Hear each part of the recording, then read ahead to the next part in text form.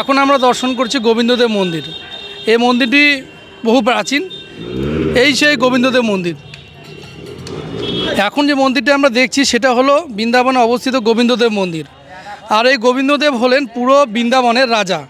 আজ থেকে প্রায় 5000 বছর পূর্বে শ্রীকৃষ্ণ দেহান্তের কিছু সময় পরে এই 84 ক্রোশ পুরো ব্রজধাম হারিয়ে যায়, এমনকি দ্বারকা নগরী পুরো সমুদ্রের তলায় ডুবে যায়। সে সময় সব কিছুই হারিয়ে যায়।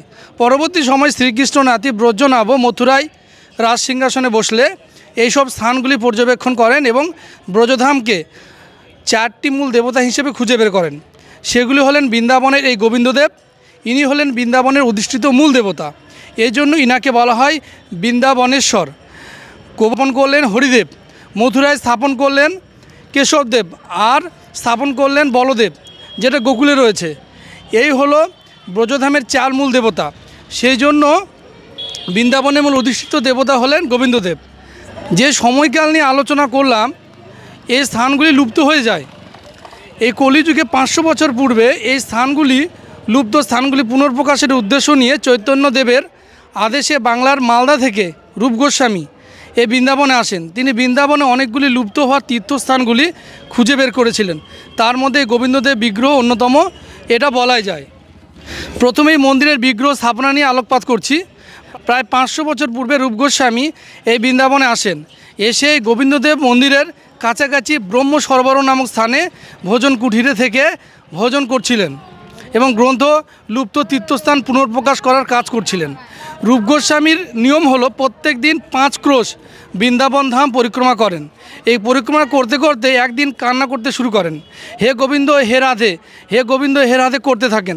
বারবার নিজের ইষ্টদেবতার নাম নিজেই নিতে থাকেন আর কান্না করতে থাকেন, কারণ আমি বারবার ইষ্টদেবতার নাম নেওয়ার শর্তেও আমি কেন গোবিন্দদেব বিগ্রহ দর্শন করতে পারছি না বা প্রকাশ করতে পারছি না।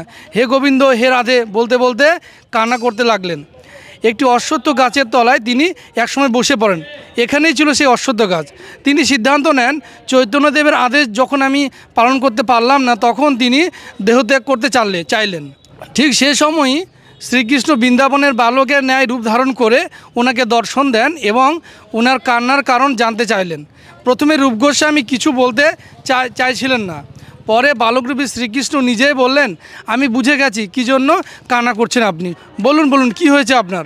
তখন কান্না ভেজা গলায় রূপ গোস্বামী বললেন, আমাকে মহাপ্রভুর আদেশ করেছিলেন যে গোবিন্দদেব বিগ্রহ প্রকাশ করার জন্য, কিন্তু আমি এত ব্রজধাম ঘুরছি, কোথাও গোবিন্দদেব বিগ্রহ পাচ্ছি না। তখন বালকরূপী শ্রীকৃষ্ণ বললেন, বাবা আমার সঙ্গে চলুন। রূপ গোস্বামী হাত ধরে মন্দিরের পেছনে একটি গোমা নামক একটি টিলা ছিল, সেই টিলায় একটি অশ্বত্থ গাছের তলায় নিয়ে আসেন আর বলেন, বাবা দেখো এই টিলায় এই জায়গায় একটি বিশেষ গাভী রোজ প্রত্যেক দিন আসেন। এই জায়গায় এসে গাভীর স্তন থেকে আপনি স্তনের দুধ ঝরে পড়ে। আপনি যা চাইছেন এখানে হয়তো সেটা পেয়ে যেতে পারেন, আপনি এটা দেখতে পারেন। এবং হাসতে হাসতে হাতের মধ্যে লুকিয়ে রাখা কিছুটা ক্ষীর রূপ গোস্বামীকে দিয়ে কিছু সময় পর তিনি অন্তর্ধান হয়ে যান। তখন রূপ গোস্বামী বুঝতে পারলেন ইনি স্বয়ং শ্রীকৃষ্ণ। তখন পুরো ব্রজবাসী মিলে রূপ গোস্বামীর আদেশে এই গোমা নামক টিলায় খনন করা হয়। অবশেষে গোবিন্দদেব বিগ্রহ প্রকট হলেন। এইভাবে বিগ্রহ স্থাপনা করে পুজোপাঠ চলছিল। সে সময় কোনো মন্দির ছিল না। পরবর্তী সময় মুঘল শাসনকালে 1590 সালে মুঘল সম্রাট আকবরের দান করা লাল বেলে পাথর দিয়ে হিন্দু রাজা সম্রাট আকবরের শ্যালক রাজা মান সিং 7 তলা উঁচু এই গোবিন্দদেব মন্দিরটি নির্মাণ করান।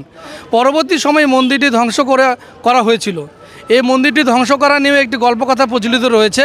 সেটা হলো এই মন্দিরের চূড়ায় প্রত্যেক দিন রাত্রিতে 50 কেজি ঘি দিয়ে প্রদীপ চড়ানো হতো। সে সময় আজকালকার মতো এত উঁচু বাড়িঘর ছিল না, সেই জন্য সেই সময় 7 তলা বিশিষ্ট উঁচু চূড়া বহু দূর থেকে আলোর অগ্নিশিখা দেখা যেত। সে সময় মুঘল সম্রাট ঔরঙ্গজেব এই অগ্নিশিখা আগ্রার লালকেল্লা থেকে দেখতে পান।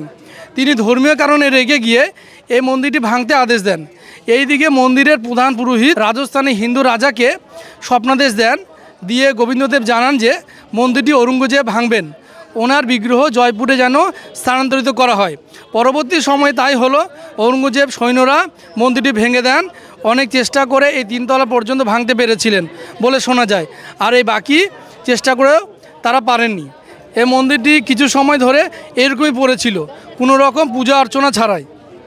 সেই জন্য অনেকে এটাকে ভূতরে মন্দিরও বলে থাকেন। পরবর্তী সময়ে মূল বিগ্রহ প্রতিমূর্তি স্থাপন করে পূজিত হয়ে আসছেন এখানে। মূল বিগ্রহ দেখতে চাইলে রাজস্থানের করলিতে যেতে হবে। গোবিন্দদেব সম্পর্কে বলতে গেলে বলতে হয়, গোবিন্দদেব হলেন সৌন্দর্য দেবতা। গোবিন্দদেব সৌন্দর্য বর্ণনা করতে গিয়ে এক অসাধারণ লীলার কথা চলে আসে। একবার শোভাদেবী, যে শোভাদেবী গোটা জগৎকে শোভা প্রদান করেন, তিনি পুরো ত্রিভুবন ঘুরে নিয়েছেন। ঘুরে ঘুরে অবশেষে কাউকে না কাউকে বিয়ে করতে চান। সব বড় বড় দেবতা দেখে নিয়েছেন, গান্ধর্ব দেখে নিয়েছেন, কিন্তু যোগ্য পছন্দসই কাউকে খুঁজে পাচ্ছেন না। তিনি ত্রিভুবনে কাউকে পছন্দ করতে পারছেন না। এই রকম অবস্থায় তিনি দেবমুনি এবং ব্যাপারটা খুলে বললেন। দেবমুনি নারদ বললেন, গোটা ত্রিভুবন তো ঘুরলেন, তুমি কি বৃন্দাবনে গোবিন্দদেবের কাছে গেছো? সেখানে গিয়ে দেখো, সারা জীবন কুমারী হয়তো তোমাকে থাকতে নাও হতে পারে, সেখানে বর পেলেও পেয়ে যেতে পারো। তিনি অবশেষে নারদমুনির কথা মতো বৃন্দাবনে আসেন। বৃন্দাবনে এসে গোবিন্দদেব দর্শন করেন। শোভাদেবী দূরে থেকে দাঁড়িয়ে আছে, আর এখানে গোবিন্দদেব দূরে থেকে দাঁড়িয়ে বাঁশি বাজাচ্ছিলেন। শোভাদেবী দূর থেকে যখন গোবিন্দদেবকে দেখছেন, তখন পুরো চোখ দুটি গোবিন্দদেবের পায়ের বরাবর পড়তে লাগলো।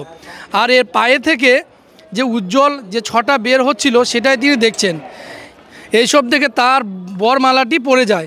কারণ শোভাদেবী প্রথমে ভেবেছিলেন যে ত্রিভুবনে তার চেয়ে কোনো সুন্দর পুরুষ আর কেউ নেই, তাকে বিয়ে করতে পারেন। কিন্তু অবশেষে মিলল তো এমন গোবিন্দদেব, যার পায়ের ছটা নখ রয়েছে, সে নখ থেকে বেরোনো জ্যোতি তার শোভা থেকেও অনেক গুণ বেশি, এবং তার শোভাকে হার মানিয়ে দেবে। কি করে আমি এনাকে বরণ করব। এই রকম হলো গোবিন্দদেবের শোভা। আর এই গোবিন্দদেব হলেন পুরো সৌন্দর্যের দেবতা। এটা ধ্বংস হয়ে গেছে, ঔরঙ্গজেব ধ্বংস করেছেন। এখন যদি আপনারা দেখতে চান, রাজস্থানে করলিতে যেতে হবে। এখানে মূল বিগ্রহের প্রতিমূর্তি পূজিত হয়।